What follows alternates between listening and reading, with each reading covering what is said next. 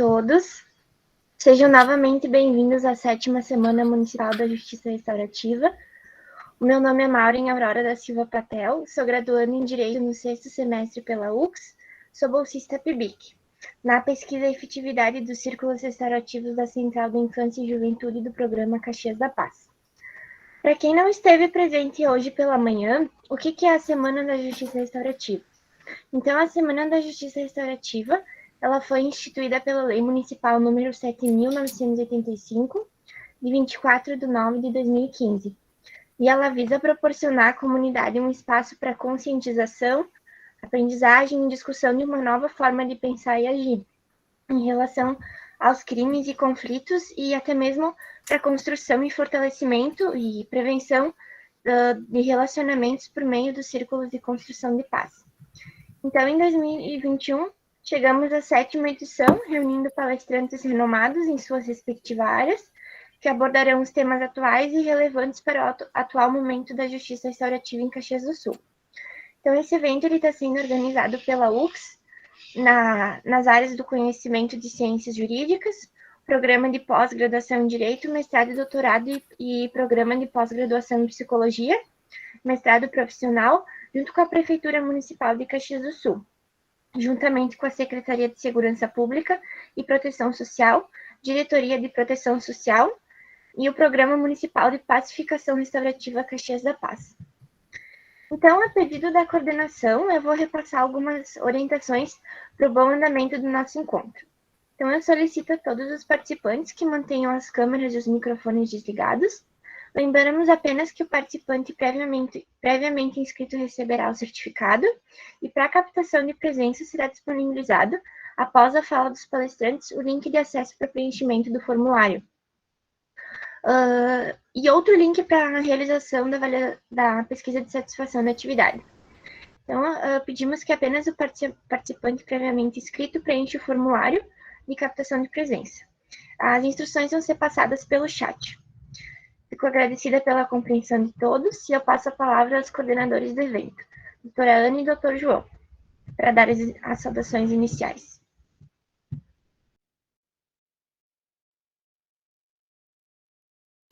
João, tudo contigo. Olha, mais uma vez, né, gostaríamos de renovar, em nome da universidade, a importante parceria que temos com a Prefeitura e também dizermos que já tivemos uma manhã muito proveitosa, né, com uma discussão que nos permitiu visualizar muitas interfaces existentes, né, no que concerne a aplicação de práticas restaurativas, né, e que também tem no judiciário uma parceria fundamental, né, até para fazer jus realmente, né, a introdução gradativa da justiça restaurativa, que representa uma troca de lentes, né, daquela justiça mais tradicional. De imediato, né, devolvo a palavra para a Maureen, e espero que hoje à tarde também tenhamos uma grande atividade para as nossas discussões. Pessoal, um grande abraço. Muito obrigada, professor João.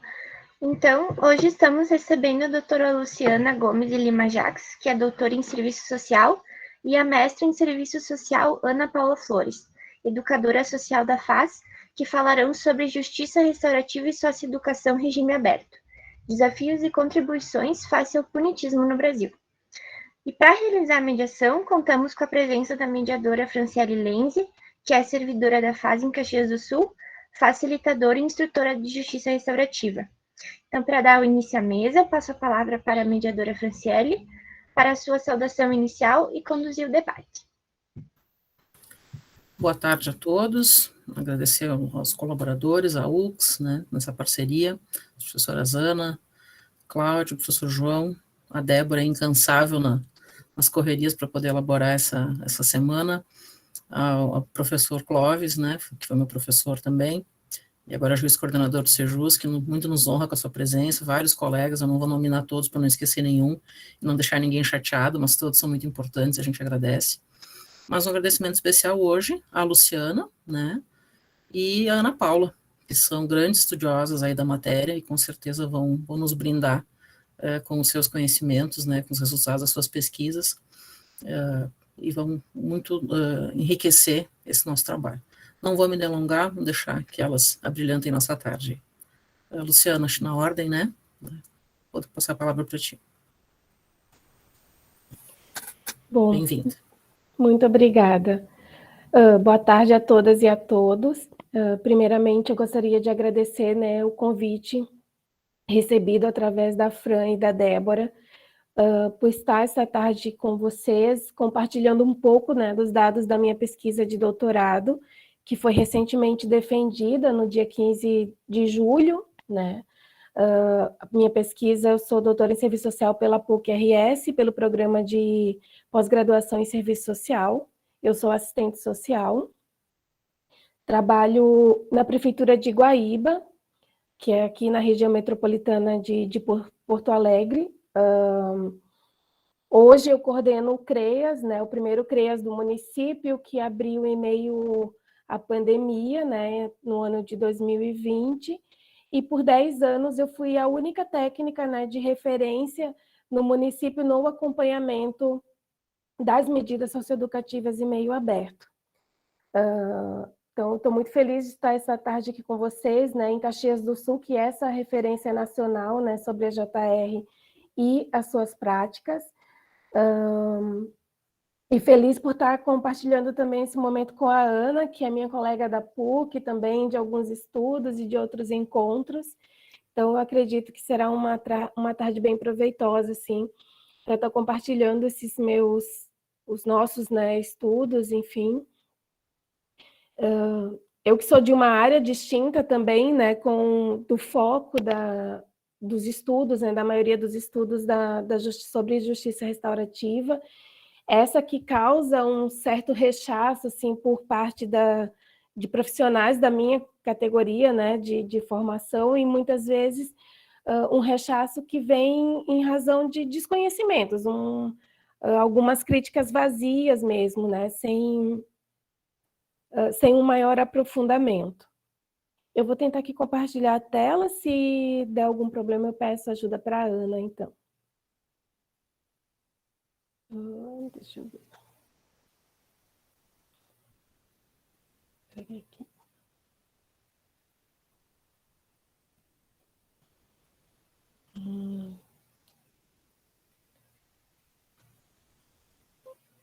Tá aparecendo a minha apresentação, não? Perfeito. Tá. Que agora eu vou ficar sem... Bom, então a minha tese, né, intitulada Justiça Restaurativa e Socioeducação em Meio Aberto, Desafios e Contribuições face ao punitivismo no Brasil, que foi orientada pela professora doutora Beatriz Gergenson, foi recentemente defendida, né, e o estudo ele está, então, diretamente vinculado, né, a essa minha atuação profissional como assistente social, da política de assistência social. Eu pesquisei as medidas socioeducativas em meio aberto na minha dissertação de mestrado, e as sinalizações, né, daquele estudo, elas apontaram que, embora decorridas décadas, né, de promulgação da Constituição, do ECA e de outras legislações também que tratam da socioeducação, ainda permanecem, né, entre esses sujeitos que materializam a socioeducação e a sociedade em geral, o debate sobre punição, proteção e educação, né, nos espaços onde deveriam estar sendo construídas essas estratégias de responsabilização ao adolescente que comete ato infracional, compatíveis com a ideia da garantia de seus direitos humanos, né. Em 2015, eu tive a primeira aproximação com... eu tive a minha primeira aproximação com a justiça restaurativa, a partir de um projeto piloto que estava sendo implementado em Guaíba, na comarca de Guaíba, né, no Fórum de Guaíba. Eu não finalizei a minha formação em facilitação, de facilitadora, né, em razão de liberação de carga horária na época, que eu não tive, para finalizar a parte prática, né, da realização dos círculos. O meu processo formativo em círculos foi, inclusive, com a Catiane, né, que hoje é secretária da Política de Assistência Social em Caxias, mas, infelizmente, eu não concluí, né, a formação. Então, hoje eu não sou facilitadora de círculos, né, nós no CREAS ainda não atuamos com as práticas, mas, enfim, diante desse contexto do que eu visualizei lá, né, na minha dissertação de mestrado, vinculada à minha própria experiência, né, no meu cotidiano de trabalho, onde essas expectativas punitivas perpassavam esse atendimento com esses adolescentes e atentando, né, para o que traz o artigo 35 da própria lei do SINASE, né, que traz essa priorização de práticas ou medidas que sejam restaurativas e sempre que possível atendo às necessidades da vítima, né, no atendimento socioeducativo, fluiu para que eu chegasse, né, no meu objeto de pesquisa de tese, né, nessa busca de encontrar algo que desse um caráter, ao menos, de redução dos danos, né, nesse atendimento socioeducativo.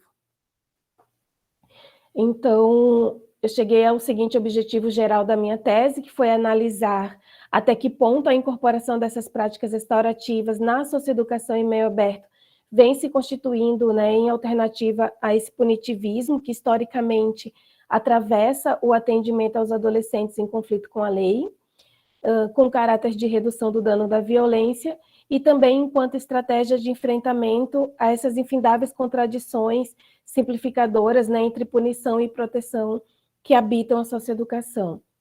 Esse objetivo geral ele foi desmembrado em outros 5 específicos, que foi analisar essa relação entre os pressupostos teóricos da JR e o das medidas, né, verificar junto aos profissionais que atuam nos CREAS, né, nos Centros de Referência Especializados de Assistência Social, com os adolescentes que estão em cumprimento de medida socioeducativa em meio aberto, como vem acontecendo essa inserção das práticas, né, se elas vêm acontecendo, identificar os desafios encontrados por esses profissionais para a inserção dessas práticas no atendimento, conhecer essas mesmas percepções também sobre o punitivismo na socioeducação e sobre as relações entre as medidas e as práticas restaurativas também nesse atendimento, né, se é possível.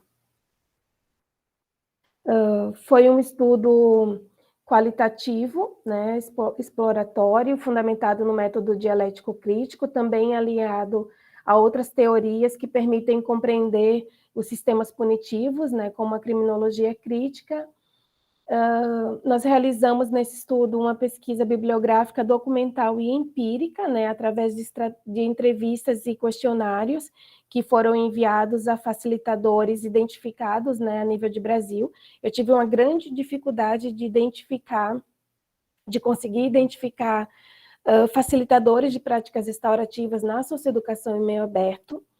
Na tese, eu trago a descrição desse meu longo processo de tentar, né, identificar esses facilitadores. Ao final, eu consegui, né, o aceite de 9 facilitadores de práticas restaurativas nos CREAS, das mais diversas áreas, assistentes sociais, psicólogos, né, profissionais da área do direito, também da pedagogia. Esses profissionais, por critérios éticos, eles foram desidentificados, né? Então, eles estão identificados na pesquisa como PF1, PF2, né? Participante, facilitador 1, 2, e que são trabalhadores, como eu já disse, do Sistema Único de Assistência Social, localizados nas regiões Nordeste e Sul do país. E a tese está estruturada também em 5 capítulos, mas os seus subtópicos, né, que eu não trouxe aqui. Então, assim, no 3º capítulo, né, nós constatamos que a justiça restaurativa ainda é uma justiça em construção, né, com inúmeras discursividades conceituais quanto aos seus objetivos, quanto ao que ela é, quanto à sua aplicabilidade, né, uma grande discussão que se ela deve estar ou não direcionada a crimes, né, ou atos infracionais de maior potencial ofensivo ou de menor potencial ofensivo, né, identificado esse debate em alguns estudos e também nas falas, né, de algumas participantes. Consequentemente, há uma discussão também quanto à voluntariedade, né, dos participantes, né, nos círculos. Outras discursividades com relação, por exemplo, à inclusão da comunidade, né, nos processos restaurativos, chamando-se a atenção, né, trouxe no estudo, para os riscos, né, de que essas inconsistências, né, acabem ou possam ampliar uma rede de controle social punitivo.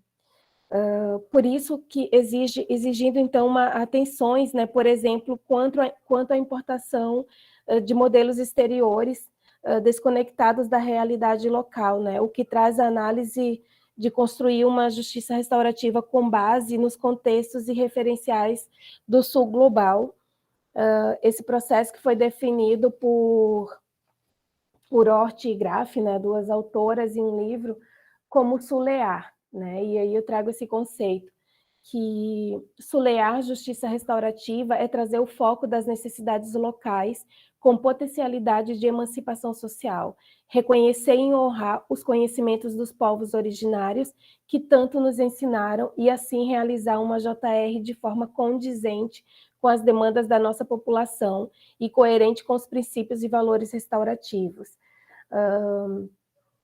Então, assim, a gente verifica, né, que no Brasil tem a JR, ela se expande com base, né, e fundamento em muitas experiências e referências teóricas europeias e americanas também. E eu acho que há uma sensação de, por exemplo, falando do meu local, né, do meu espaço de atuação, de que esses processos formativos, eles pouco, até então, dos que eu encontrei, pouco conseguem fazer uma relação com o campo de onde eles vão ser aplicados, né? A política de assistência social, uma política que tem as suas também inúmeras contradições, divergências, né? Atravessada também por um sem fins de preconceitos, né? Relacionados aos usuários que têm a ela direito, né? de acessá-la. Então, eu acho que essa necessidade de que esses processos formativos façam essa conexão também com os espaços onde se pretende, né, que elas sejam vinculadas. Nesse capítulo, a gente também referiu acerca sobre a justiça restaurativa, sobre a justiça juvenil restaurativa e as medidas socioeducativas em meio aberto, onde também foram encontrados debates divergentes sobre a natureza dessa medida socioeducativa. O desembargador, né, Leoberto Branquer, inclusive, ele refere que o viés restaurativo, ele encontra-se vinculado especialmente ao objetivo primeiro das medidas socioeducativas, que é o da responsabilização, né, desse adolescente, mas não uma responsabilização individual, uma responsabilização de todos os implicados nesse acompanhamento socioeducativo, né? Inclusive, e principalmente, representantes de outras políticas públicas também, né? Além da equipe dos CREAS, dos familiares, né, dos responsáveis por esses adolescentes. No quarto capítulo, foram contextualizados, né, alguns dados da realidade brasileira quanto à execução das medidas em meio aberto. Traçou-se um breve panorama das medidas socioeducativas e da justiça restaurativa nos municípios dessas participantes da pesquisa, onde foram constatados, né, que os entraves a essa incorporação das práticas na socioeducação em meio aberto estão muito vinculados à incompletude das equipes, né, então, CREAS, né, centros de referência com falta de recursos humanos, onde os profissionais acabam tendo que se dividir entre mais de um serviço, né, tendo que dar a velha frase, né, do dar conta, né, das inúmeras demandas. a rotatividade desses profissionais, a vínculos trabalhistas precarizados, né, a mudança de gestores, que muitas vezes, né, tem algum gestor que fomenta, inclusive nos municípios do Nordeste, em São Luís, a formação dos profissionais dos CREAS foi motivada, né, no início, acho que de 2015, pela própria gestão da política de assistência social, né, naquele município. O que, numa mudança de gestão, pode não fazer mais sentido, né? E o que se avançou acabar sendo paralisado, né?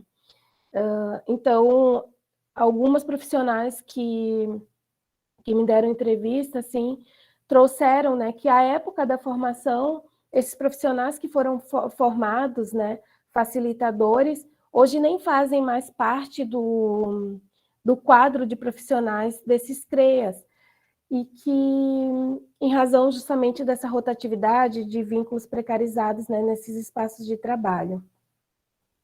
Então, fatores necessários e favorecedores, né, dessa aplicação das práticas no atendimento em meio aberto, trazidos por essas participantes, foram espaços de trabalho com abertura e respeito às práticas, né, que haja um interesse institucional, recursos humanos em número suficiente para atender com tempo e qualidade as demandas referenciadas à política de assistência, além das estruturas físicas adequadas e o comprometimento e o apoio de outras políticas públicas.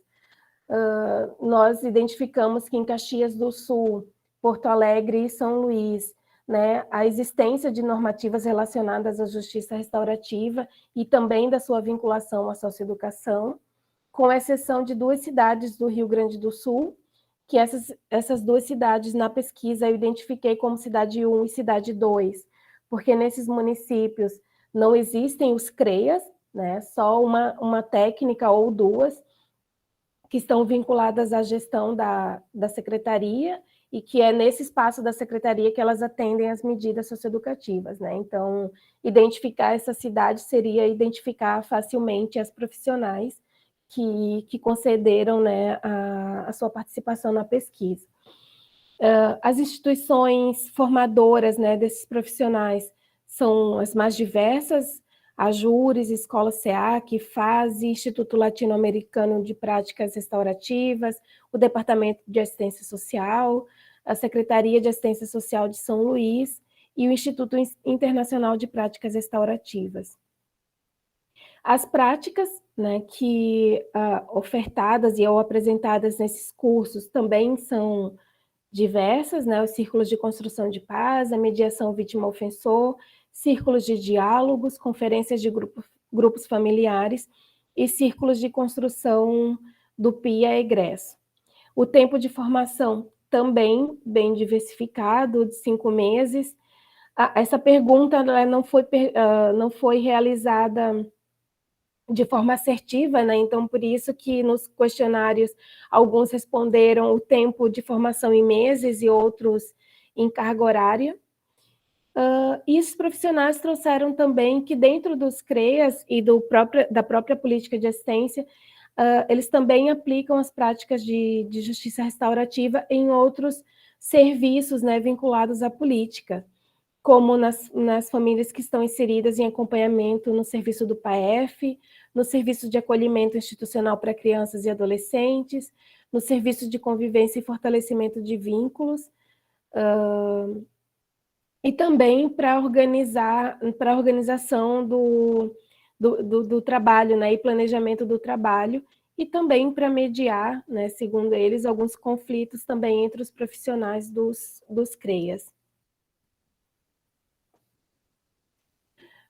O 5º capítulo, né, nós apresentamos especialmente as análises dos dados empíricos, né, manifestados nas falas e nas entrevistas realizadas, articulando-se com as concepções teóricas, né, que nós trabalhamos nos capítulos anteriores. Então, assim como identificadas na pesquisa teórica, né, nós também encontramos uma diversidade e inconsistências conceituais e analíticas, né, nas falas das participantes, tanto sobre a justiça restaurativa como a respeito das medidas socioeducativas em meio aberto, né? Por exemplo, se elas possuem ou não um caráter punitivo, sobre a aplicabilidade, se há atos infracionais menos gravosos ou mais gravosos.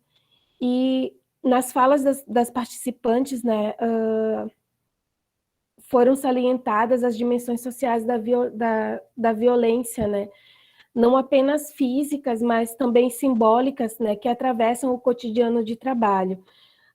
E essas dimensões, elas são materializadas nos preconceitos, né, que elas se deparam cotidianamente, nas negativas de algumas entidades para receber adolescentes para cumprimento das medidas socioeducativas, ou mesmo no contato com as escolas, né, que negam a vaga de um adolescente que está cumprindo o ato infracional, ou que deseja expulsá-lo, né, da escola, ou seja, aumentando ainda mais o caráter punitivo, né, com relação a esses adolescentes, nas expectativas dos próprios pais ou responsáveis desses adolescentes que esperam, né, que os profissionais deem, né, aquele puxão de orelha, que metam medo, né, nesses adolescentes.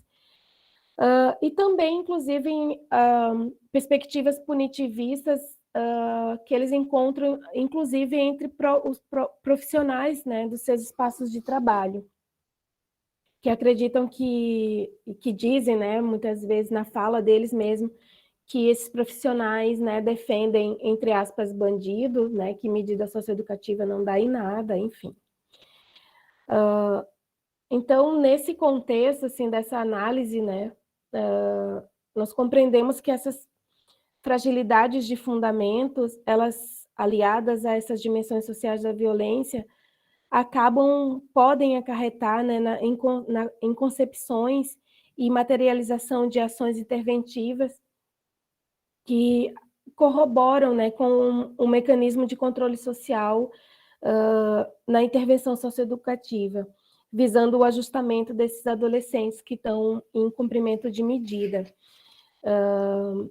incluindo a JR, né, podendo incluir a JR como mais um desses mecanismos, caso ela seja descontextualizada, né, da análise da estrutura social vigente dos espaços, né, de vida desses adolescentes, né. E essas concepções conservadoras, elas acabam, e aí a gente traz, né, que acabou destacando a categoria empírica que nós nominamos de essencialização da justiça restaurativa, que é a ideia de explicá-la né, e a partir da pessoa, ou seja, que pode acarretar num acompanhamento socioeducativo punitivo, né, de autorresponsabilização, se a gente só enxerga que aquele adolescente é que precisa mudar, que precisa agradecer, inclusive, né, as intervenções que aqueles profissionais estão fazendo, né. Para mim, a justiça restaurativa é transformação, é educação, é transformação pela ideia de educação. Tem um papel de trazer à luz o verdadeiro eu de cada um, né, na fala de alguns participantes.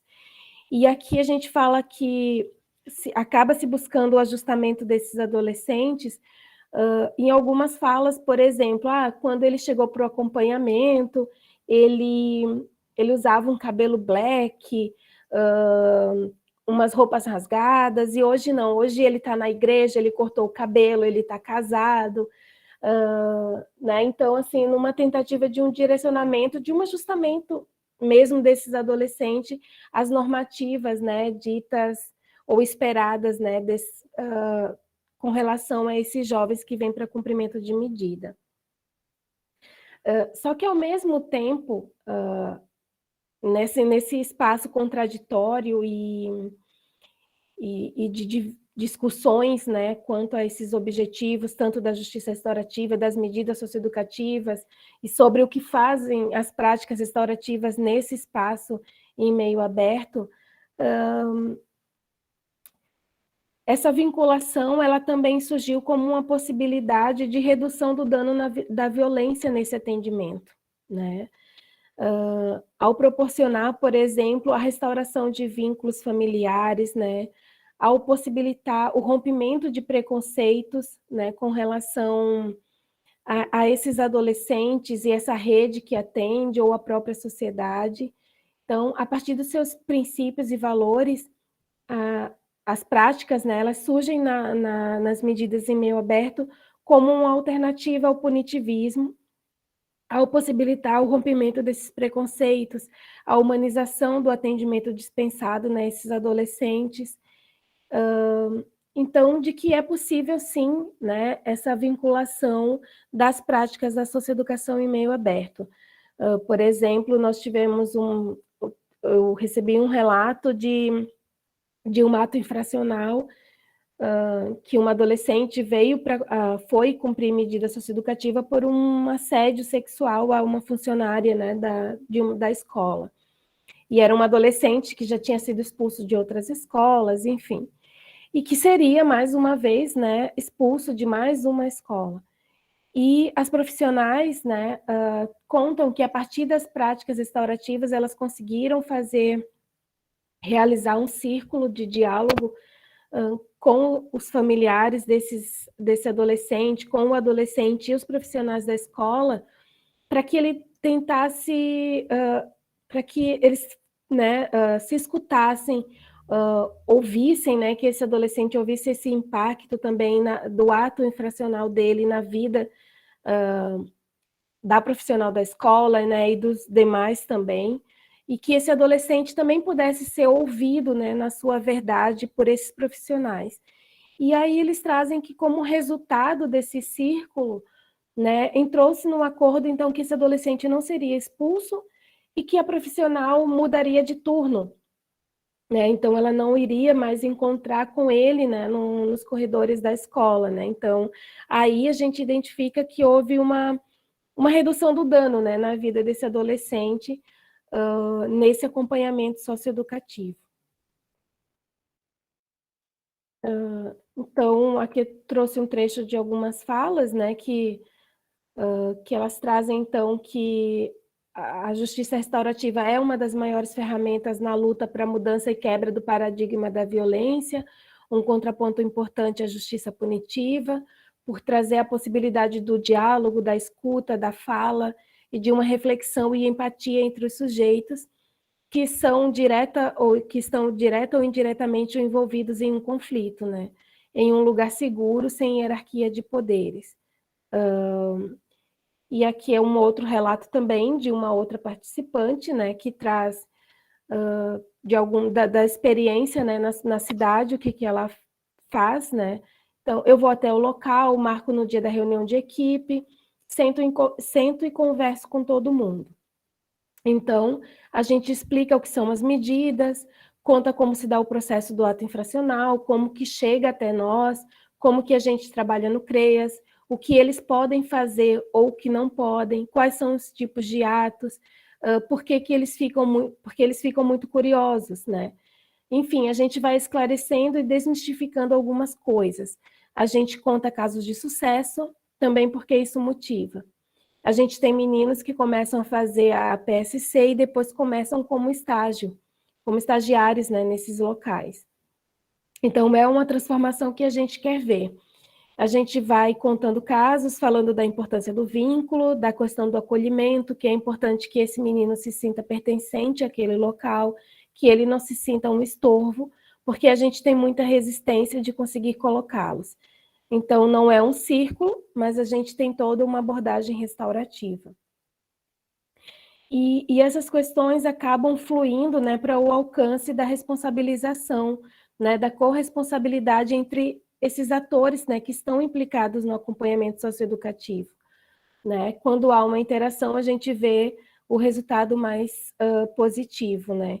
Então, que as práticas na socioeducação em meio aberto, ela acaba proporcionando uma responsabilização não punitiva, né? Que não foque apenas numa culpabilização desse adolescente, mas que envolvam, né, e incluam nesse acompanhamento todos os implicados, né, os familiares, os adolescentes, os profissionais, os atores das outras redes, né, das outras políticas públicas também.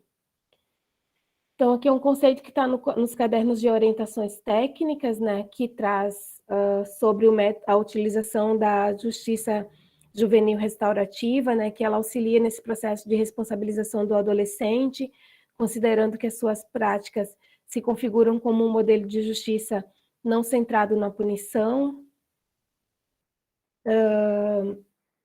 Na sua tese também, a autora também traz que essa articulação da rede de proteção e o efetivo acompanhamento do adolescente do ato infracional e da sua família em situação de vulnerabilidade social são imprescindíveis, né, ao êxito dessa intervenção proposta pela Justiça Juvenil Restaurativa e para que ela promova a aquisição de bens sociais às famílias dos adolescentes autores de ato infracional, que lhes propiciem desenvolver suas capacidades e entrar em contato com a produção cultural, material e intelectual do desenvolvimento histórico da humanidade. Então, nesse contexto, destaca-se a necessária atenção para a responsabilidade dos facilitadores, né, das práticas restaurativas. E aí, mais uma observação, né, de uma das facilitadoras que participaram da pesquisa, né? O pessoal vira quase uma coisa fanática, chega a beirar quase a loucura, quase o fanatismo. O que acontece com os círculos? A formação é algo totalmente benéfico, ela mexe com muitas coisas, tu sai mexido, mas aí, até o ponto de eu ter condições de ser facilitador, eu vou sair transformando o mundo, eu sou um escolhido, não é assim, sabe? Então, isso acaba chamando a atenção, né, para a necessidade de investimento em capacitações e formações que reflitam sobre o lugar que a justiça restaurativa e as suas práticas, né, ocupam em relação à sociedade, para que ela possa promover uma transformação social, que abordem os desafios impostos, né, à execução do acompanhamento socioeducativo e deem relevância ao significado do caráter responsabilizador, protetivo e educativo no âmbito do Sistema Único de Assistência Social, que reflitam a respeito dos limites da justiça restaurativa, né, e das próprias medidas, né, em contextos de desigualdades, é o que eu falei antes, né, que a gente comece a pensar em processos formativos que façam essa análise, né, dessa vinculação com o chão, né, onde essas práticas vão ser implementadas, né. Faz-se necessário aprofundar e aperfeiçoar, né, as normativas existentes que tratam tanto da socioeducação e da sua vinculação ao Sistema Único de Assistência, e processos formativos que incluam representantes também de outras políticas públicas que estão implicadas nesse acompanhamento socioeducativo.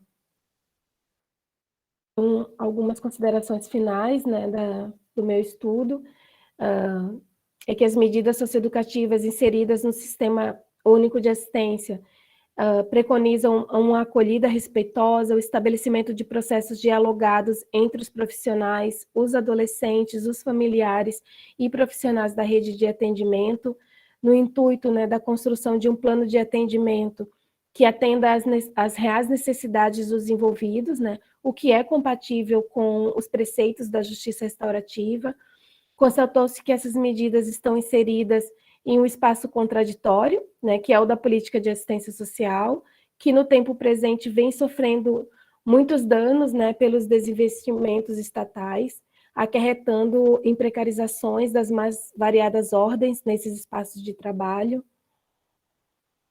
Verificamos que uma prevalência no Brasil, né, de iniciativas do Poder Judiciário na disseminação da justiça restaurativa, nesses processos formativos e de aperfeiçoamento dos facilitadores e gestores, né, da justiça, destacando-se a importação, então, desses referenciais teóricos e práticos, com especial destaque para os círculos de construção de paz, inseridas num contexto contraditórios e de acirramento de violências e violações, a compreensão sobre o conceito, objetivos e finalidades e aplicabilidades da JR e das medidas não apresentaram uma unicidade, por estarem permanentemente tensionadas, né, por esse punitivismo tradicional, intensificado pela racionalidade neoliberal.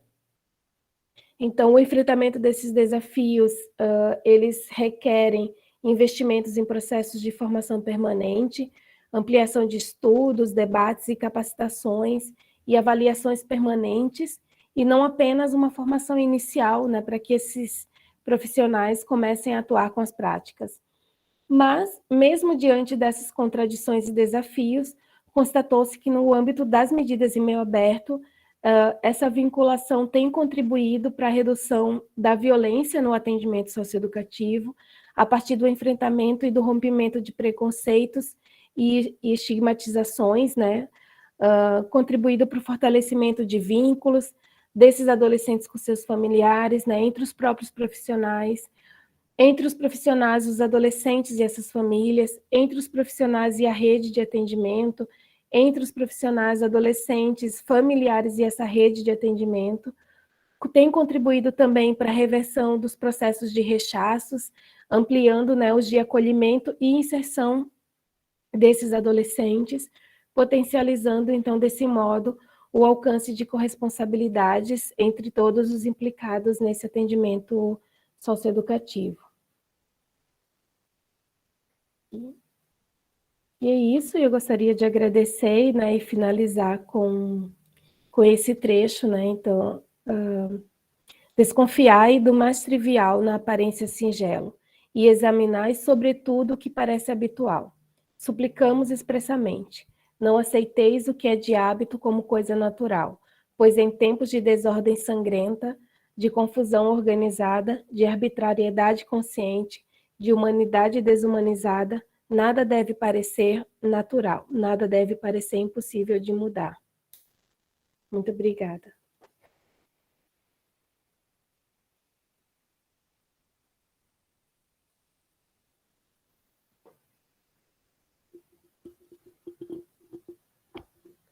Maureen, pela ordem do protocolo, já passo a palavra para a Ana. E agradecer, né, a fala da Luciana, agradecer e cumprimentar. Acho que vamos passar para a Ana, para não dar spoiler aqui com alguma pergunta, com algum comentário, né, que com certeza as falas são complementares e muito pertinentes. Obrigada, Luciana, por aceitar o convite, pelas palavras, pela pesquisa. E Ana, te passo a palavra de imediato. À vontade. Então, boa tarde. Para quem não me conhece, meu nome é Ana Paula Flores. Eu sou servidora da Fundação de Assistência Social, né? Eu sou educadora social, como a Fran, né? Estou há 22 anos como educadora social e eu acho bem importante, assim, complementando a fala da Lu e antecedendo a fala da Fran, que é uma pessoa que conseguiu nos materializar, né, as práticas restaurativas dentro da fundação, né, e dentro do sistema socioeducativo. Eu sempre digo para ela que só falta ela escrever, que falta escritos nessa área, né, mas ela hoje é uma grande referência que a gente indica para todo o Brasil quando se trata de fazer práticas restaurativas, né, ela vai falar um pouco para vocês do Círculo de Papo Reto, que eu tive prazer já de participar com ela, que na verdade da fala, né, dos meninos, da voz, né, e já dizia um autor que não existe justiça sem voz.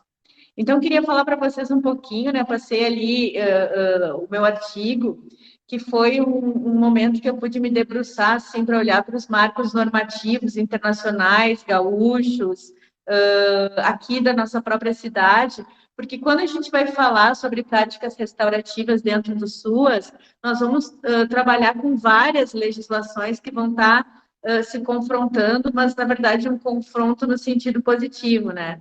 A gente nasce lá na Constituição, né? Então, a Constituição, ela dá a participação para a gente, né? E muitos fundamentos que a gente tem da participação dos conselhos e tudo, vem da Constituição Federal. Depois a gente tem o ECA, em 1990. Depois, em 2009, para quem não é do SUAS, nós temos um documento muito importante, que a partir da implementação do SUAS em 2005, nós temos a Tipificação Nacional dos Serviços Socioassistenciais, que traz, então, as medidas socioeducativas de prestação de serviço à comunidade e liberdade assistida para dentro, então, do Sistema Único de Assistência Social. E queria lembrar vocês, ou então colaborar, de dizer que anteriormente a 2009, como as medidas socioeducativas elas já eram executadas no âmbito da assistência social desde que o ECA nasceu em 90, quando em 2009 se discutiu e foi se aprovar a tipificação, eu participava dessas discussões, se discutiu se as medidas socioeducativas ficariam na assistência social ou elas eram da justiça. Então, aí a gente vai enxergar todo esse caráter de duplo, né, sentido de responsabilização e do seu caráter socioeducativo, que inclusive, né, tem autoras que falam sobre isso, a Karina Esposato, é do sentido híbrido das medidas socioeducativas, né? Então, a gente, enquanto trabalhador do SUAS, a gente convive com isso, né? Com uma política que não era regulamentada, passou a ser regulamentada a partir de 2005, em 2009 surge a tipificação, que nos elenca serviços, e a partir daí nos traz para dentro dos CRAS, dos CREAS, dos serviços de convivência, metodologias de atendimento. E aí a gente tem dentro dos CREAS a metodologia do PAEF, que é um serviço especializado de apoio a famílias, e a gente também tem o serviço especializado de medidas socioeducativas, que vai se dividir em prestação de serviço à comunidade e liberdade assistida. Isso só falando no meio aberto, né? Daí a gente vai falar da questão da semi-liberdade e da privação de liberdade, que, né, no nosso país, essencialmente está em âmbito estadual, né? Gestão dos estados. Mas todos eles estão dentro daí, então, do SINASE, que nasce em 2012 com a Lei 12.594.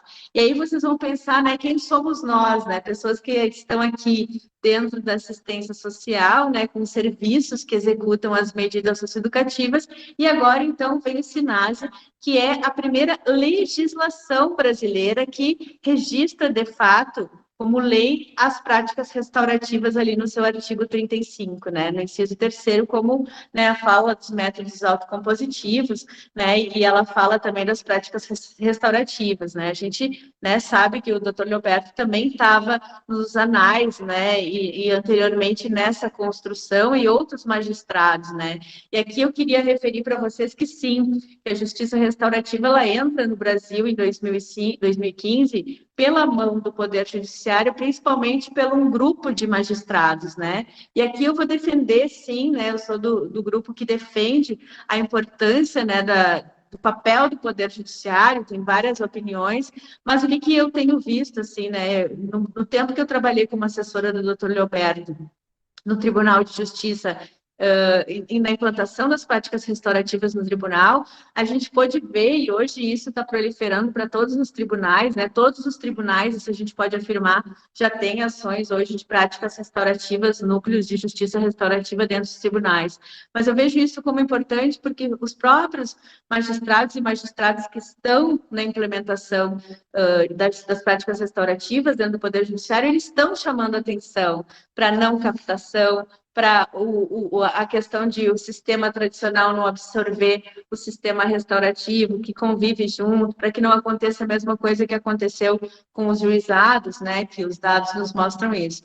Mas eu quero deixar, assim, registrado para vocês, que é o que eu mais tenho pautado hoje, é que o SUAS, dentro do meio aberto, ele é um espaço legítimo para a execução das práticas restaurativas. A gente vai ter várias discussões aqui, que a Fran já trouxe um pouco, que, claro, tem várias implicações dentro do SUAS para poder acolher a execução de práticas restaurativas. A primeira delas é a questão dos facilitadores, né? E a gente vai ver a disponibilidade, a questão de ter facilitadores formados ou não dentro dos CREAS, se vai ter parceria com facilitadores de fora, a gente pode ter parceria com o Programa Caxias da Paz, com outras, que forma é? Porque também a gente tem a questão de que os colegas também têm outras atribuições que, às vezes, né, acabam não conseguindo executar as práticas restaurativas, mas também chamando a atenção que as práticas restaurativas, elas não excluem as outras formas de atendimento que a gente tem dentro dos CREAS, né, dentro do serviço especializado. Ela é uma alternativa que dá voz, que dá vida para os jovens, que possibilita trabalhar com um plano individual de atendimento, que é um instrumento que a gente constrói ali no atendimento do jovem de forma restaurativa, ouvindo eles, ouvindo a família, ouvindo as instituições da rede. Então, deixar claro para vocês isso sim, que o SINASE vem a legitimar as práticas restaurativas dentro dos CREAS. Quanto ao SUAS, no início da pandemia, em 2020, havia sido publicado um edital e já tinha sido contratada uma pesquisadora que ela ia sair a campo no Brasil para identificar como é que estavam as práticas restaurativas no SUAS. Tanto é verdade que já existem iniciativas por todo o Brasil de práticas restaurativas pinceladas, não institucionalizadas, às vezes de iniciativa de alguns profissionais, que os próprios instrumentos de monitoramento dos CREAS, que fazem acompanhamento, fiscalização do Ministério Público, do Poder Judiciário e agora, mais recentemente, o nosso Censo SUAS, que é um instrumento que a gente aplica todo ano nos serviços, eles vieram agora atualizados com uma pergunta se nós fizemos práticas restaurativas dentro dos CREAS. Então, essa pesquisadora ela acabou não saindo, porque veio a pandemia e o contrato foi cancelado, mas já existe essa fumaça, né, de existência de práticas restaurativas dentro dos serviços CREAS de assistência social. E não impediria ainda que isso fosse utilizado em outros serviços, nos CRAS, nos serviços de convivência e fortalecimento de vínculos, que nada mais é do que dar voz, do que dar vazão aos sentimentos das pessoas, às necessidades, é atender de forma participativa. Eu vou falar para vocês aqui de alguns pontos, vocês vão ler ali nesse artigo que eu disponibilizei ali, que eu trabalho com umas vulnerabilidades que eu identifiquei, as potencialidades e os desafios. Enquanto vulnerabilidade, a gente fala, né, da identificação de um paradigma positivo restaurativo nas instituições. Também sai um pouco daquela visão dicotômica de direito penal, porque nós, operadores do direito, trabalhadores, enfim, estudantes, a gente aprende só a parte punitiva do ECA na faculdade, né? Outra questão é a fase, que vocês vão ver que tem muitos dados ali da fase, ela iniciou toda uma formação de justiça restaurativa dentro da fase, mas aí com as trocas de gestão, isso se enfraquece e se fortalece. Da mesma forma, isso acontece aqui na nossa cidade. O atendimento pelas práticas restaurativas, ele dá um atendimento mais aprofundado para os jovens, mais dialógico, isso a Fran vai poder falar.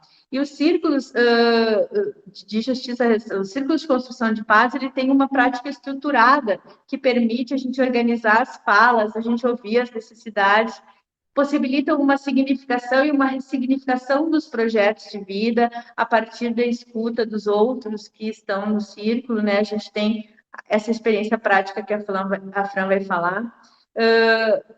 E eles são, como potencialidade, um espaço de reflexão, né? E aqui a gente diz também que se torna difícil a difusão da utilização das práticas restaurativas, porque são raras ainda o compartilhamento de experiências, né? A gente está sempre dizendo para a Fran, escreve sobre isso, escreve sobre as suas percepções, porque ainda temos pouco resultados sobre isso, né? E um ponto importante que eu já tinha falado para vocês, que é uma vulnerabilidade, é que os trabalhadores, na minha opinião, estão vinculados aos serviços de atendimento do SUAS. Então, a gente está sempre naquele confronto, mas eu sou SUAS ou eu sou SINASE, eu sou SUAS ou eu sou SINASE. E, na verdade, a gente tem que limpar a área disso e saber que as práticas são uma forma, uma qualificação do atendimento dentro do serviço do SINASE.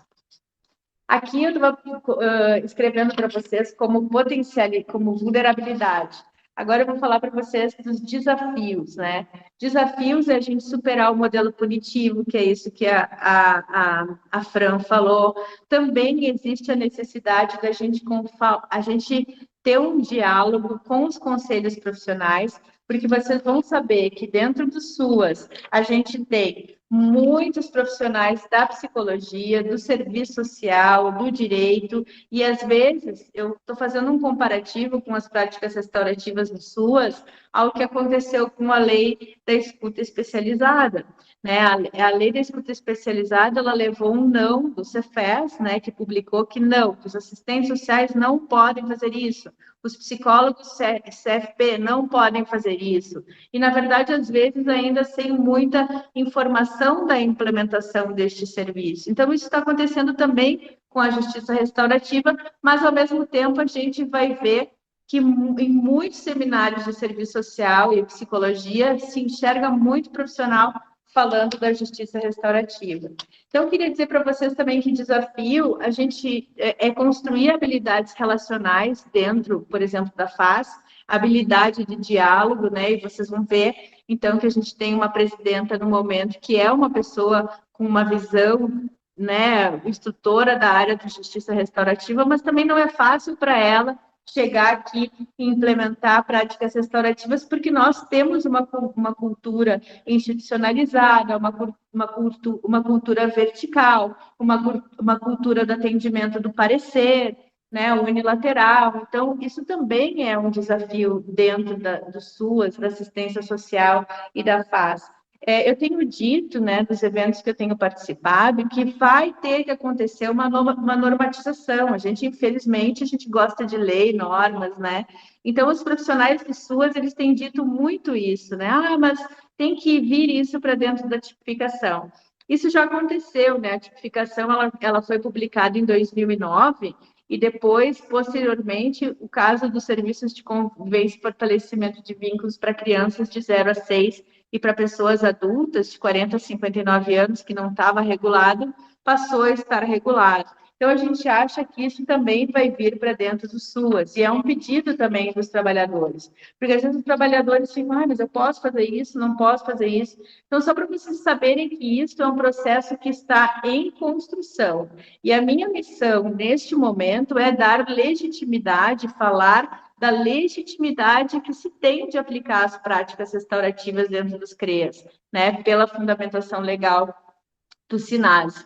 Acho que uma medida aqui no caso da nossa cidade, bem importante, é a gente fortalecer ou criar o Comitê Intersetorial do SINASE, que aí vai reunir todas essas pessoas que discutem as medidas, vai ficar mais fácil para a gente discutir. E esse comitê, ele é muito nós que já estamos aqui, mas às vezes a gente pautar esse assunto para discutir. Uma das questões que a gente discute, tanto no âmbito até do CNJ, trabalho nos cursos, é a gente esclarecer que a justiça restaurativa não é mais branda que a justiça retributiva, e também que ela não é do sistema de justiça. A justiça restaurativa, as práticas restaurativas, ela não é do judiciário, ela não é do MP, ela é da sociedade, ela é uma filosofia de princípios de vida que a gente pode implantar, pode dispor em todos os serviços da gente, né?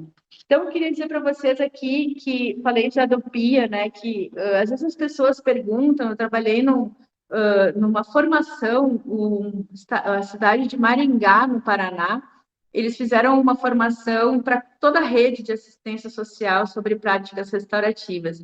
E as pessoas perguntavam, assim, mas como é que a gente implementa as práticas restaurativas no SUAS? E a gente, então, estava falando de um exemplo, né? O PIA, que a gente em algum momento já teve aqui na FAS, né, que é o PIA restaurativo. É o PIA construído de forma circular, ele dá trabalho, né? A justiça restaurativa, práticas restaurativas não é mais fácil de se trabalhar. Ela dá trabalho, ela tem escuta, ela tem reunião de pessoas, ela tem viabilizar também o acesso das pessoas, até, às vezes, da questão do Vale Transporte, né? A gente sabe que hoje uma das grandes dificuldades das pessoas acessarem os serviços que são territorializados, mas nem sempre é o acesso, né? E aí no judiciário, quando eu trabalhei, a gente também tinha essa dificuldade, porque a participação é voluntária, não é obrigada, então muitas vezes as pessoas se puxam para participar do que é obrigatório, mas às vezes o que não é obrigatório acaba não sabendo, não tendo consciência, fazendo aquele esforço de acessar. Queria dar alguns exemplos para vocês aqui de como a gente pode implementar isso, né? Eu acho que uma das coisas é o círculo de papo reto, que depois a Fran vai falar. Eu acho que o círculo de papo reto é um exemplo da materialização das práticas restaurativas dentro do CREAS. É o exemplo real de como acontece, de como se dá, de como é possível, de ter os jovens ali, de, às vezes, estar num círculo, ver o jovem chegar todo encolhido e sair do círculo sorrindo porque falou da sua juventude, porque falou junto com os outros. Eu tive o prazer de sentir isso a partir dos círculos que eu participei com a Fran. E queria dar um exemplo também para vocês que a gente tem aqui na FAS, acho que com a chegada da Catiane, nos deu também algumas luzes aqui, né? A gente implementou o projeto Ser Jovem Cidadão, que o que é? Né? São 30 jovens que vêm para dentro da administração pública, 19 lá na prefeitura e 11 aqui na FAS. E o que acontece, né? Eles estão na aprendizagem profissional, algumas empresas são cotistas e pagam o meio salário mínimo deles, só que hoje, dentro da aprendizagem profissional, algumas empresas elas não têm os locais para que eles possam cumprir as práticas. Então, em 2018, um decreto permitiu que eles pudessem fazer as práticas em outros lugares. E aí, em dado momento, a gente tinha uma empresa que estava com 30 cotas para cumprir, porque elas ganham multa, né, se elas não cumprem as cotas. Era uma empresa que prestava serviço para a prefeitura, e a gente teve que, então, numa correria, encontrar pelos CRAS 30 jovens para a gente indicar para participar disso. Então, o que acontece? Alguns estão aqui na FAS, alguns estão no CRAS, alguns estão no CREAS, alguns estão lá na prefeitura, no RH, na PGM, mas qual foi o diferencial? E aí a gente vai chamar atenção para um exemplo prático. Desde o início, eles entraram com práticas restaurativas, né? Eles participaram de círculos para se conhecer, das suas expectativas, das suas realidades. Geralmente, tem um calendário, que inclusive o programa Caxias da Paz é nosso parceiro nisso, né? Está fazendo, eles são escutados, ao final vai ter um outro processo. Então, aqui a gente dá um exemplo de como isso pode, de fato, se materializar, né? Da importância disso. As práticas restaurativas também dos CREAS. E um outro exemplo, que na verdade não é um exemplo, é só uma notícia de uma normativa. Agora, em outubro de 2021, o CNJ publicou uma resolução que fala da Política Nacional de Atendimento à População em Situação de Rua no âmbito do Poder Judiciário. E lá, né, nas ofertas que podem ser disponibilizadas para as pessoas em situação de rua, tem práticas restaurativas, mediação, conciliação, todas as formas alternativas mais adequadas de resolução, enfim, né, de conflitos. A gente sabe e a gente acredita que, né, a JR é muito mais que uma prática de resolução de conflito, mas a gente... Estou dando esses exemplos para vocês terem exemplos de como isso se materializa.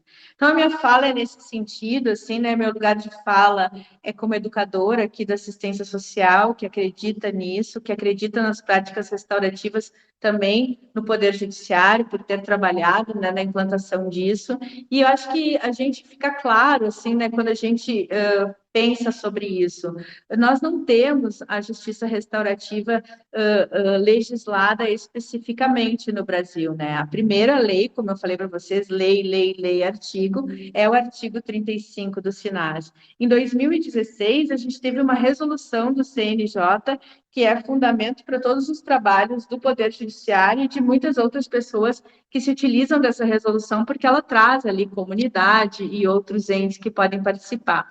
Mais recentemente, a gente teve uma mudança no Código Penal, que trata do acordo de não persecução penal, que deixa uma janela aberta para a inclusão das práticas restaurativas. Nesse momento, a gente está numa grande discussão nacional, que, claro, pelo teor, pela natureza do acordo de não persecução penal, se caberia práticas restaurativas, diálogos ou não, sempre no intuito, né, de que o acordo de persecução penal, as pessoas também têm que admitir o seu delito, enfim, mas também discutindo se a justiça restaurativa não serviria como uma opção mais branda, toda essa discussão que está, né, permeando sempre o direito penal. Mas são janelas que estão se abrindo também, mas só para dizer para vocês que a gente não tem uma lei que trate da justiça restaurativa específica, né? A gente tem o SINASE, o artigo 35, e algumas outras normativas fortes, como é a resolução do CNJ. Então, eu fico à disposição, assim, só... quando eu falei com a Débora, desafios, possibilidades, era dizer sim, que os CREAS, como serviços de assistência social em meio aberto, são locos muito profícuos, né, para as práticas restaurativas e com fundamentação legal. Né? Então, se a gente fica aquela coisa dizendo, mas é legal, não é legal. Não, é legal.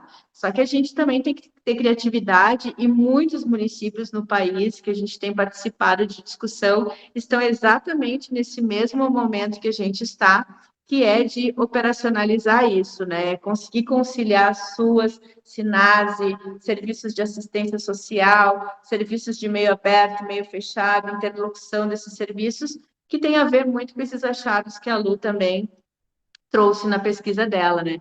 Para fechar, como as medidas socioeducativas, elas têm bastante, né, relação com o Poder Judiciário, teve uma pesquisa em 2015, feita pela Ana Paula Mota da Costa, professora do Direito da URGS, e que ela foi uma pesquisa, né, SUAS e Sistema de Justiça.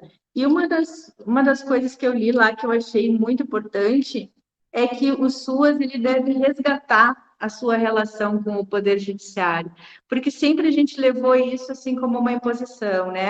Vem do Judiciário, vem os processos do Judiciário, e na verdade não é isso, né? Nós somos todos parceiros ali na medida, todo mundo querendo dar o melhor, assim, para que aquele jovem possa cumprir a sua medida, né? A gente já teve experiências aqui bem profícuas, né, no Ministério Público do Rio Grande do Sul, ali na pessoa da doutora Simone Martini, que fazia círculos de justiça restaurativa antes do processo ir para o judiciário. E aí, o que ela via? Que a maioria dos atos que chegavam ali no MP eram atos infracionais das escolas, leves, que muito, né, eram questões de diálogos e relacionais. Inclusive, já falei isso para a professora Ana, nós já conversamos aqui, né, isso tem uma demanda para a universidade, porque o que a gente observa? Caxias do Sul, conforme dados, né, até a gente vai lançar um boletim agora da fase dos primeiros semestres de 2021 de dados, e a gente também está atualizando o diagnóstico dos últimos 4 anos. O que a gente tem observado? Diminuiu a chegada de processos de medidas socioeducativas para nós, né? Diminuiu para chegar nos CREAS e diminuiu a chegada no judiciário. A gente intui que a implementação das práticas restaurativas, a formação de tantos facilitadores nas escolas, a própria CIPAVES, né, que é a Comissão Interna de Prevenção à Violência Escolar, algumas práticas preventivas podem ter apaziguado a relação nas escolas, e às vezes uma professora, uma diretora que via um ato como uma FICAI, como alguma coisa, como um boletim de ocorrência policial, hoje já não enxerga mais assim. A gente não tem certeza do que aconteceu para isso ter essa transformação, mas isso é uma intuição que a gente tem, que mereceria, então, né, ser testada, né, cientificamente, pesquisado daí, então, pela universidade. Então, era isso, né? Fico à disposição. Queria dizer para vocês que a gente tem muito orgulho de ter a Fran, né, como uma servidora da FAS, que agora está no Caxias da Paz, e que consegue fazer isso, e que consegue ouvir os meninos, e que consegue provar que, de verdade, o diálogo traz uma justiça com voz. Então, fico à disposição. Muito obrigada pela oportunidade, Débora e pessoas do Caxias da Paz. A gente está sempre acreditando assim, que a justiça restaurativa é potente, e a gente, com certeza, né, está trilhando um caminho menor, com dificuldades, né, barulhos, buracos, mas tudo que a gente conquistou no Brasil foi assim, né? Então, isso não vai ser diferente. Um abraço, então. Uau!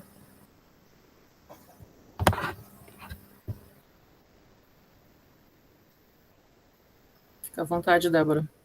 Eu quero agradecer a Luciana, a Ana. A Luciana com essa pesquisa aí muito bem fundamentada, cheia de percalços que tu ultrapassou, né, Luciana? A gente percebe que a pesquisa, assim, aí, na presença da academia aqui, né, isso já foi dito hoje de manhã também, que como é importante a gente mensurar né, o que é feito, e aquela minha fala lá, vamos divulgar o óbvio, e eu digo para a Fran, tu tem que escrever, vamos escrever, e a Ana Paula com a pesquisa dela também, isso é muito importante, porque a gente tem muitos locais no Brasil que o pessoal não consegue viabilizar o que a gente faz aqui, não para trazer só para o nosso lado, né, mas eu faço parte lá do grupo de estudos lá de São Paulo, então o pessoal está tentando viabilizar os círculos nos CASES, coisas que a gente já tem feito aqui por meio do papo reto, né?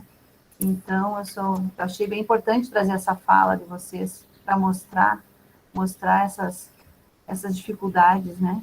E a gente aqui também acreditamos no que fazemos, por isso que compramos a ideia e fomos até lá. Depois a Fran complementa essa fala também, em função da pandemia, no caso, os meninos estavam lá um tempo sem receber visitas, sem ter contato com ninguém externamente, nós fomos os únicos que começamos lá no início do ano, né, ir até eles para viabilizar o papo reto. Então, essa parte da humanização dos atendimentos, não adianta, a gente sabe que eles já estão cumprindo uma medida, né, como fala a Fran, eu deixava de falar, Fran, daquela comparação que tu faz com o pessoal do sistema prisional. Eu acho muito bem explícita aquela tua fala. Mas a minha fala aqui é só gratidão a vocês, tá?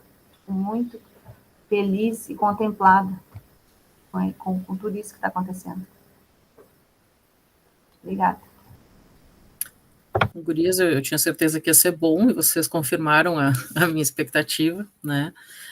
Com certeza os trabalhos de vocês vão subsidiar, vão ser um referencial teórico para quem está estudando, e quando procura quase não acha, né?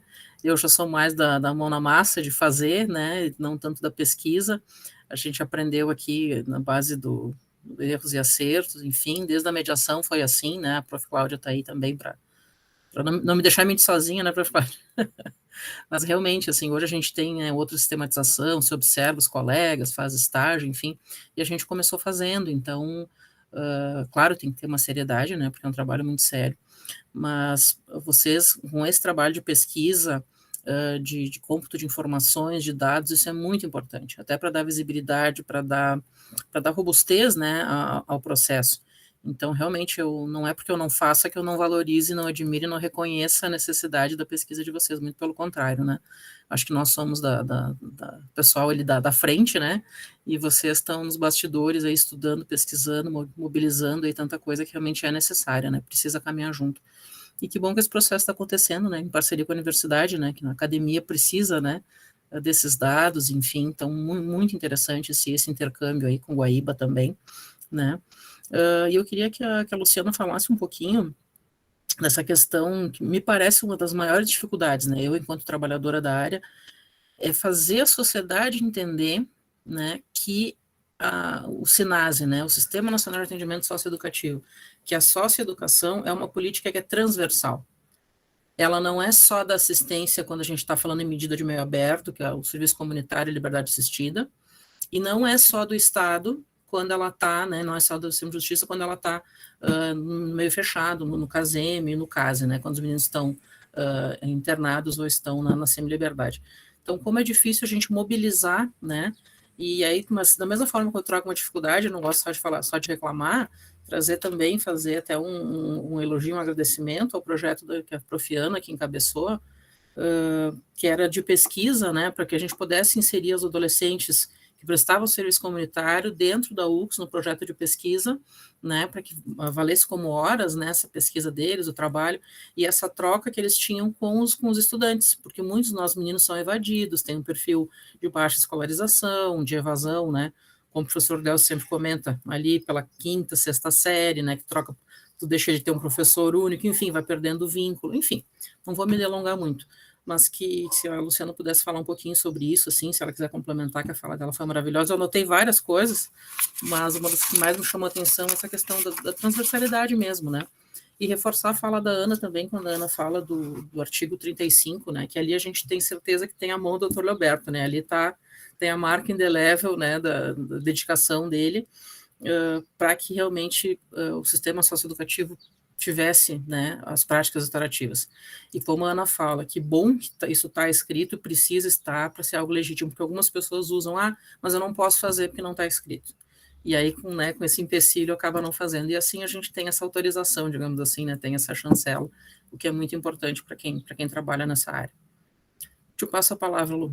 E obrigada de novo pelas palavras. E desculpa, já chamando de Lu, né? Eu só não dá intimidade. Dê dinheiro, mas não dá intimidade. Bom, e eu agradecendo mais uma vez.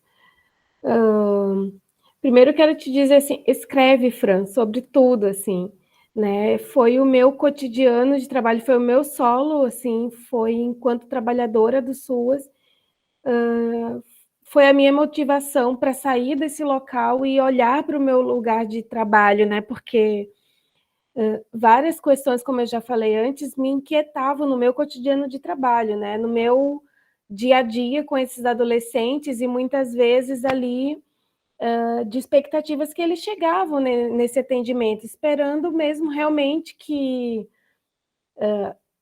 das expectativas que depositavam em mim, porque no meu trabalho, né, a gente quando se depara, né, Ana também e tu mesma, assim, com outros colegas, né, que trabalham no SUAS, assim, muitas vezes a gente se depara com alguns olhares românticos, né, da nossa atuação. Não, nós somos proteção, nós estamos aqui para fazer o bem, né, nós somos o bem, nós não somos punitivas, né? Enfim.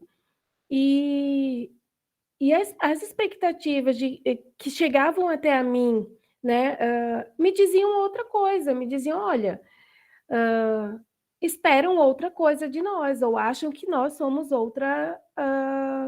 temos outro papel aqui, né? A própria discussão de por que está aqui nas medidas, por que as medidas em meio aberto estão no SUAS, né? O que, dependendo do olhar, pode acabar caracterizando que só adolescente pobre, né, periférico, é que comete ato infracional.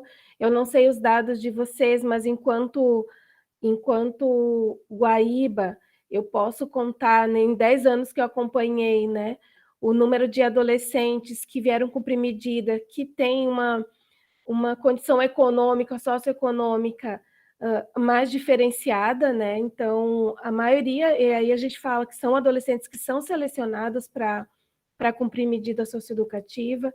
Então, assim, foram essas angústias que acabaram me motivando a ir para a academia, né, para pensar sobre esse meu local e de que forma eu poderia estar contribuindo. E que foi